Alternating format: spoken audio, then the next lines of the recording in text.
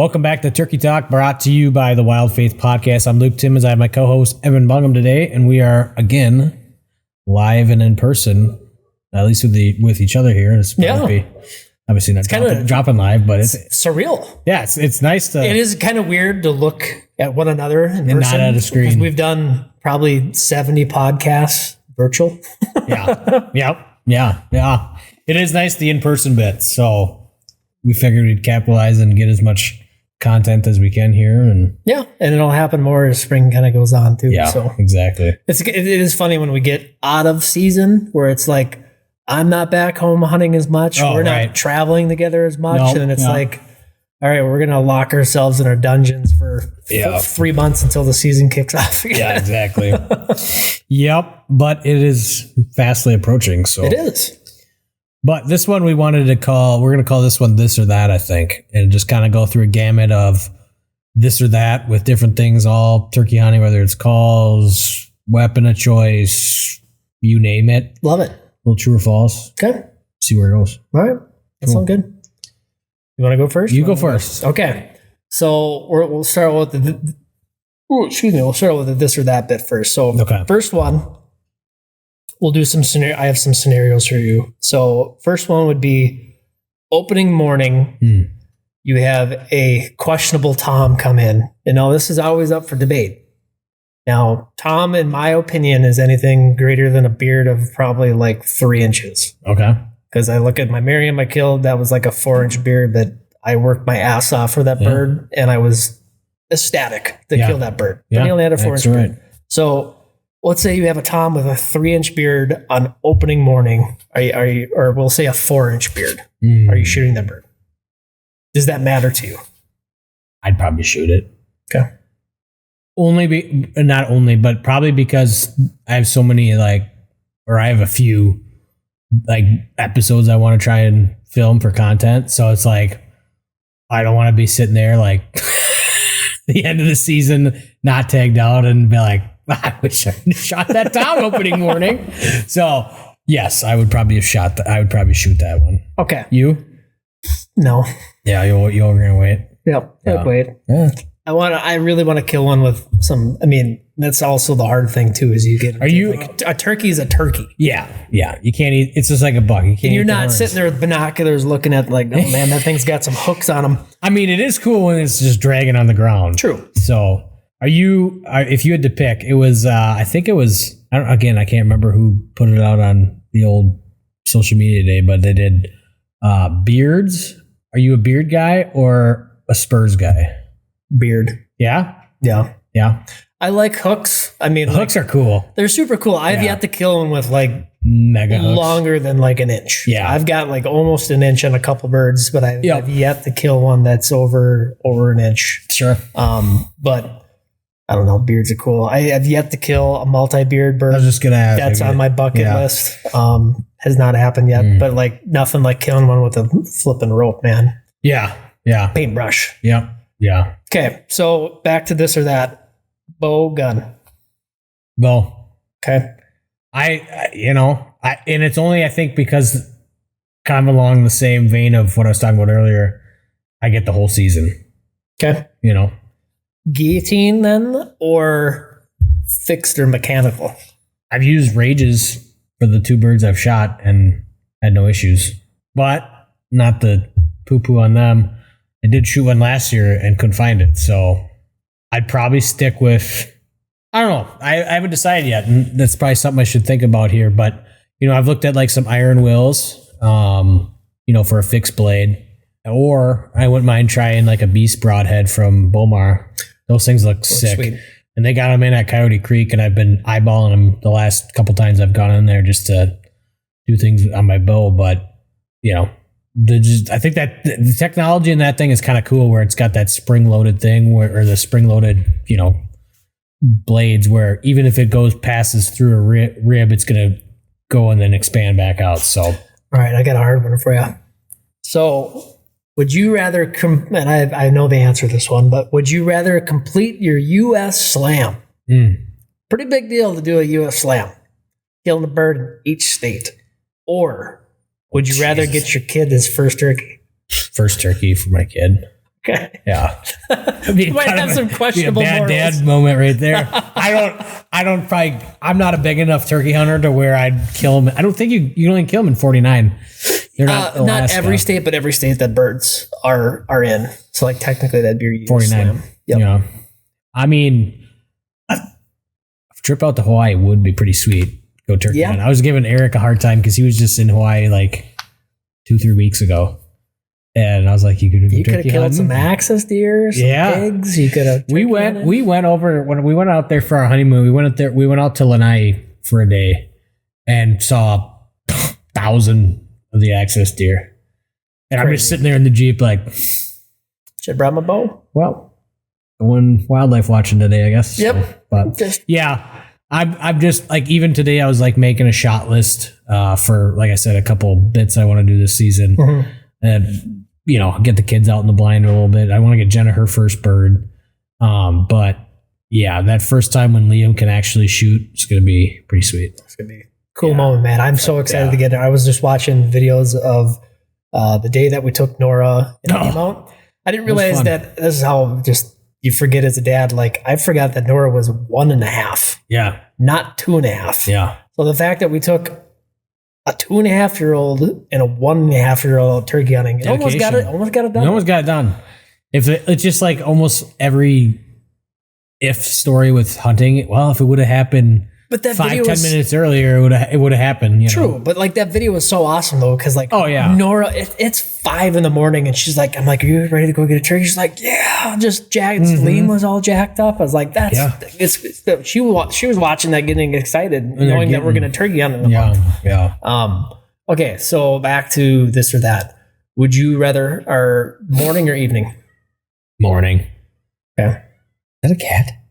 Yeah, probably. Okay. Hungry. Yeah. I don't know. Feral cats. Something. Yeah, I was going to say feral cats running around here. But no, mornings, there's just something magical about the woods waking up in itself. The birds start going. But when you hear that first just, the more it's like, okay, blood starts pumping. You're starting to get excited. Evenings are fun, but definitely morning. Would you rather kill, and I really don't know how that works in terms of like state record birds, if that's like a thing. Would you rather kill, we'll just say whatever the category is for how that gets categorized. Yeah. State record bird or an albino? True albino. Tom? Yeah. Albino. I don't care about. Yeah. I don't even, like you said, I don't even know what. Full body mount, instant. Yeah, that'd be pretty sweet. That'd be a cool one. Yeah, an albino full Tom, that'd be pretty sweet for a mount. All right, what do you got for me? All right, well, I'm gonna switch it up, and we're gonna do a little bit of true and false. Can I be wrong in this? Well, yeah, you can be wrong, but is there a right answer? Yeah, well, of course there is. I'm not just gonna be like, tell me about that. Yeah, yes, Evan, there'll be an answer. See how smart I am. So this is a shout out to NWTF because I'm using some facts here from them. So if you don't support if I'm NWTF wrong on all of these, I'm gonna question my knowledge of. Well, they're very kind of odd, but before we get to this, if little free plug to any conservation group, but like organizations like NWTF, Pheasants Forever, Ducks Unlimited, Whitetails Unlimited, whatever, you name it, backcountry hunt, whatever. What are you doing if you're not, that's how you easily support, and you get some free, swag. 100%. So, yeah. And actually, we'll talk about that in a different podcast. All right, first one. True or false? Turkey droppings can help you determine the sex of the bird. True. Do you know why? I don't know why. I'm just going to go with my gut and say it's true. I just know looking, get that J hook of a turkey dropping with the white and fades to gray or black, or whatever it is typically a Tom or a Jake. Okay. That's my only back knowledge behind it. It'd be really funny if you were completely wrong, but you were 100% right. Oh, okay.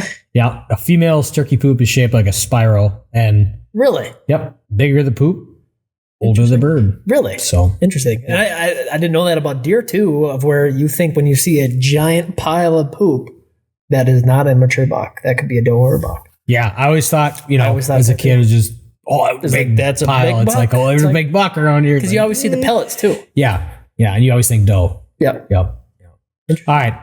A wild turkey's gobble can be heard up to a mile away. True or false? God, it's all dependent on conditions, but Wow. I'm going to say true. Yeah. And again, 100% right. Yeah. I mean, like you got a 30-mile-an-hour west wind and you're and if it's, no cover, leaf cover and stuff, but they're loud, man. I mean, yeah. Like when you're it's underneath cool. them in the morning and you're like, I mean, you've been there with me too, and you're sub 60 yards looking up at a bird and he's firing off it, or you hear one gobble. I mean, you guys will get to see that episode drop soon here my bird I killed last year was at 5 steps. Yeah. 4 times gobbling at once, and it was just ground shaking. Yeah, crazy. All right. An adult wild turkey has approximately 5,000 to 6,000 feathers. True or false? Wow. I'm going to go with true because they have a lot of feathers. I will never pluck them. That's true. That's true. Each wing has typically 8 to 10. Nice. So, yeah. All right. A couple more here. This is kind of going... Okay.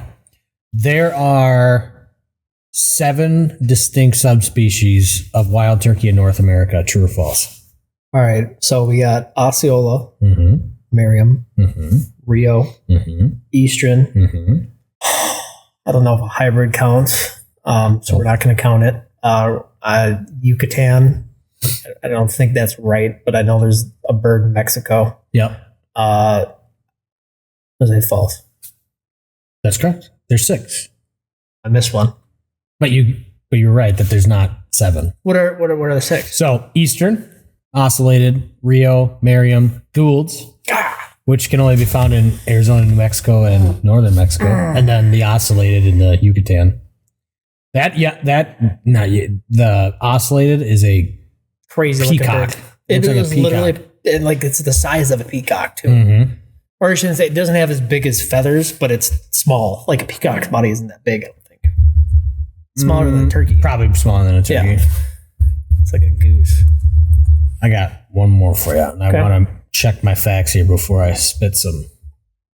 True or false, the wild turkey was proposed as the national bird of the United States? False. What? I thought it was. It is false, according to... is this a wiki thing? Yeah. So it says Benjamin Franklin, because that's who we're talking, praised the wild turkey in a letter to his daughter, calling it a much more respectable bird and a true original native of America, which it was, while criticizing the bald eagle wasn't as a native? I don't know, as a bird of bad moral character. It's funny when you start like reading some of that old like text and stuff like the 1700s and just how they spoke like if you and I were sitting around and I'd be like, you know what, a bald eagle is just a bird of bad moral character and doesn't get his living honestly. He just steals and takes. It's like someone would look at you like, whoa, okay, buddy. That's a badass bird. Yeah. I mean, every time I see a bald eagle, like maybe, it's kind of interesting because like when we grew up as kids, I almost never seen them. No. And now they're everywhere. I will say Minnesota's done a really good job, especially I think people along the Mississippi band of I want to say reintroducing them, but to like reconstructing their habitat or whatever they did. I mean, like in the last probably, 40 years, like they've had a tremendous comeback. Oh, they're like everywhere. Everywhere, yeah. I freak out at the farm here because, we went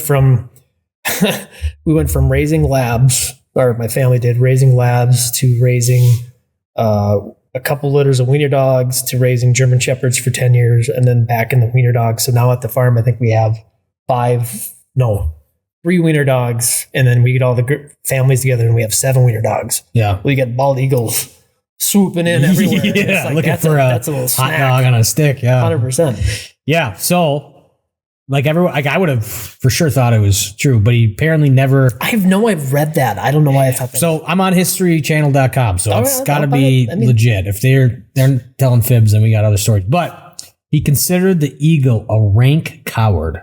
See, isn't that funny? Like those words choices. Then who picked it as a state bird, or not state bird, national bird? The eagle? Yeah.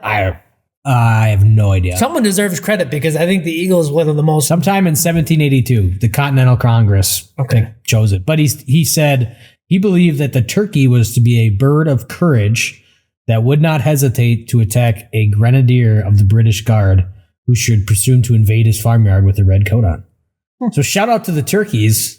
They weren't all jiving. They're holding the farm down. Yeah, they weren't all up and happy about the tax either. So they saw those red coats. They'd come out fighting. That is one thing I have yet to have happen to me, is to be attacked by a turkey.